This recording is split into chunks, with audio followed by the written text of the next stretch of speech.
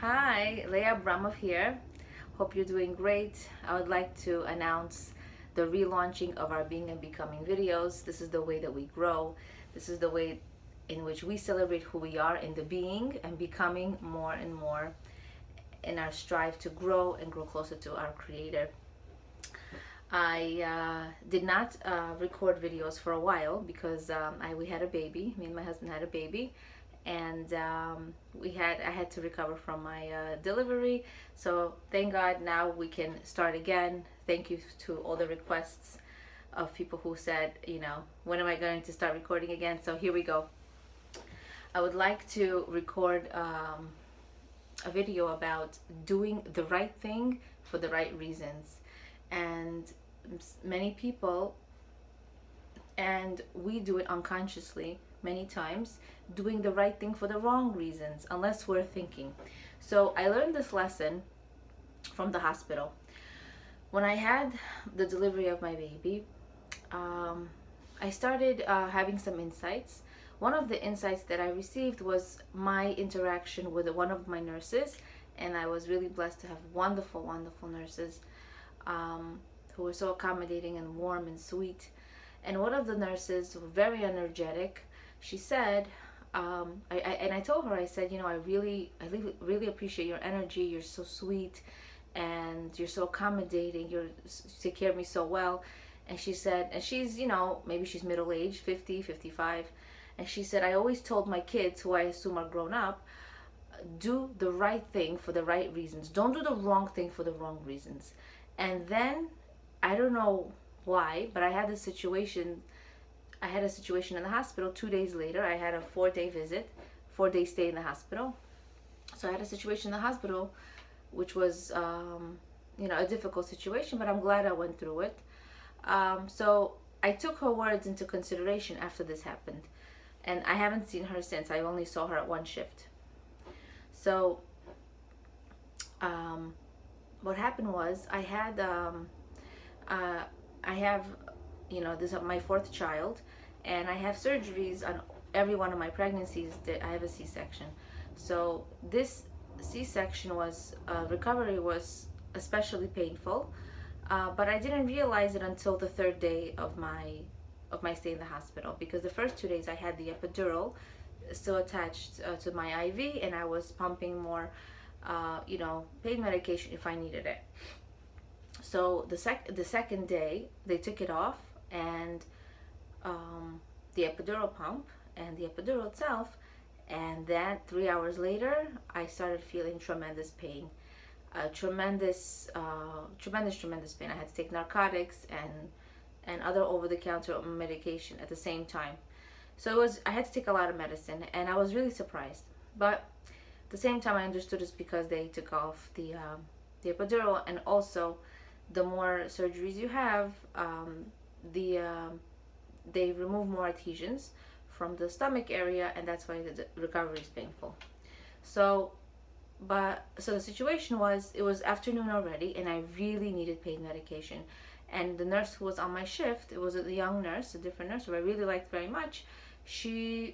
I pressed the button, when you press the button to call the nurse, I pressed the button, and they didn't answer me right away because the system wasn't working.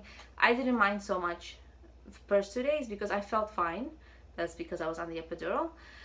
And the system wasn't catching me very well when I was pressing on the remote control to get the nurse. So I pressed again and again, and they answered, and they were really, really loud. The front desk, so my room was a certain place in the hallway, and the front desk was like 5 doors down.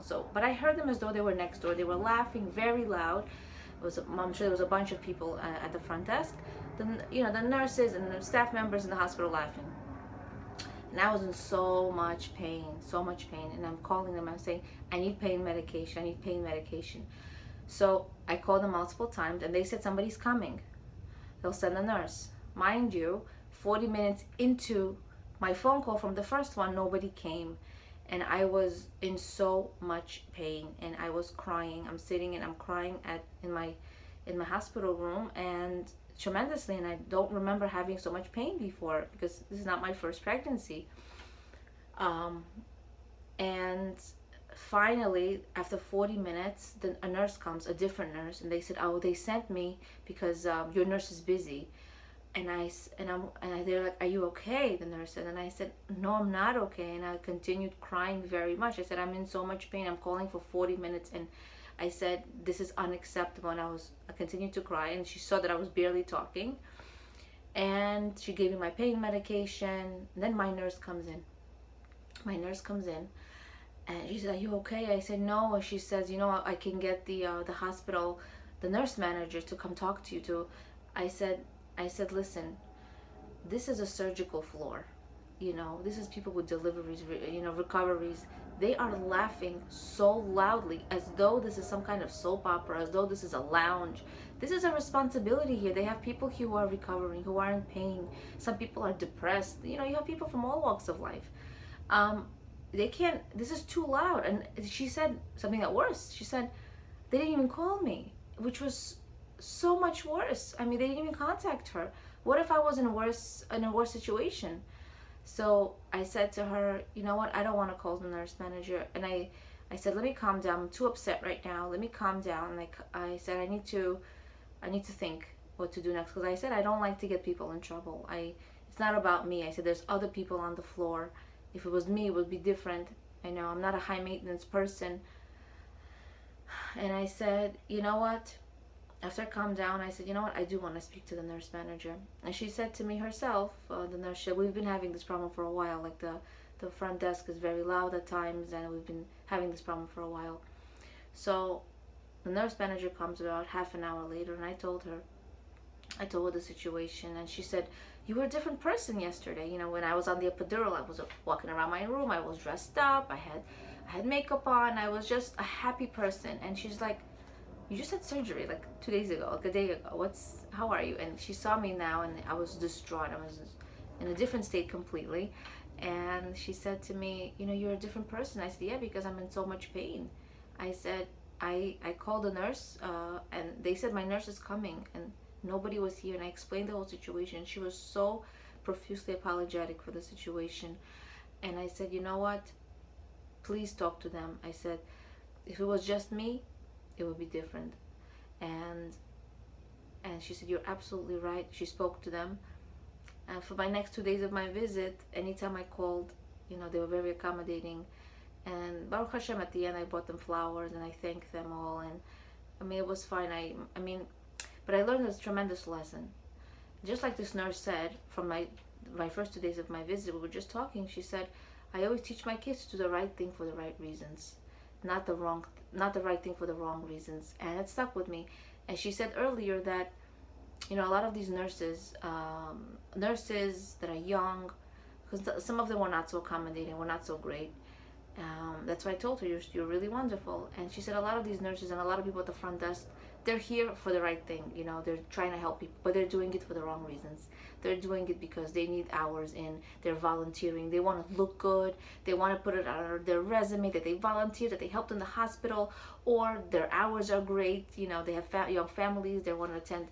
The hours are great. So it works out. So they're doing the right thing for the wrong reasons. And she said, "I'm doing the right thing for the right reasons." She says, I really try to help people because I care." And she was just over the top an amazing nurse, And I told this to the nurse manager, the names of the people, the nurses who are truly exceptional. And Baruch Hashem, I feel like people do need to get recognized for the good that they do, not only when they get paid. That's just my personal opinion. So, this is a tremendous lesson for us. I wanted to share the story with you because I wanted to take this on our day-to-day life. We want to do the right thing for the right reasons. As mothers, we have young children or older children. And what is an example of doing that? You buy a gift for a child, which is the right thing. Not just to look good and for them to love us more, which ultimately does not really let them love us more. They want us to spend time with them. And buy a gift for your child, not on their birthday, on a different day, or something they really love. And that's doing the right thing for the right reasons. You want to build a connection. You want to build a closer relationship. When you teach your child what to do, when you try to educate them, that's also doing the right thing for the right reasons. When you're not doing it where you are being authoritative, when you're not dictating, when you're not demanding or treating them like a soldier because you're the parent and they're the child and they owe you. They don't owe us anything. They're a gift from God, our children. They're a pleasure for us to take care of. They are our honor to take care of. And everybody should get that amazing blessing of having kids, taking care of them, raising them. But that's doing the right thing, raising kids for the wrong reasons when we are being authoritative, demanding. But doing it for the right reasons, because this is our privilege, because this is our job, this is our role from Hashem, our God, given to us to teach them tools of life in a loving way in order for them to navigate through life successfully. An example in marriage. How do we do the right thing for the right reasons? Do things without expecting, without any expectations. You know, if I give 100% of myself to my spouse, I'm going to get more than 100% back. I'm going to get more than what I need. I'm going to get more than what I hoped for. But if I only expect 50% back, and I'm giving only 50% and it's measure for measure, never it's going to be a true happiness in a marriage. Another example is in the marriage is really giving each other what you need. You know, you don't give in order to receive. You give in order to build closeness and a true relationship. It's really, really what's important. You know, you if your love language is gifts, your spouse's love language is time, or vice versa, or your love language is attention, and theirs is words of love, you know, beautiful words, then that's what you give. You give what they need. You don't give what feels good to you. So ultimately, I want to ask you this question. What is the purpose of life? The purpose of life, our sages teach us, is in order to help other people. This is the purpose of life. Our purpose of life is not the secular view where I live for myself. Everything is me, me, me. And if I have time, I'll contribute to society. I'll volunteer to the hospital. I'll help here and there. No. Our number one job is to help other people. And a mother who's busy, running around like a chicken without a head, so busy, she can pray for others in the privacy of her own home because she's taking care of royalty at home. She's doing so much. She's doing so much. The biggest bracha is when you're doing something and nobody notices and nobody knows about it. And that's a mother. That's a mother, that's a wife at home. Nobody knows the millions of hats that she wears, the many roles that she plays, and she does them very well because she was created to do so. And life is not a competition. So the purpose of life is for us to need each other, to help each other out. That's why a person can be purposeful. A person can be can feel valuable, even though they're rich or poor. A person can feel valuable if they're smart or intellectually challenged. Doesn't matter where you walk in life. The most important thing is that you give what you have. Give of your time, give of your energy, give your words, give a listening ear, give of yourself in any way. May we merit to do the right thing for the right reasons. May we have the wisdom to know how to do the right thing for the right reasons. Leah Abramov, Being and Becoming.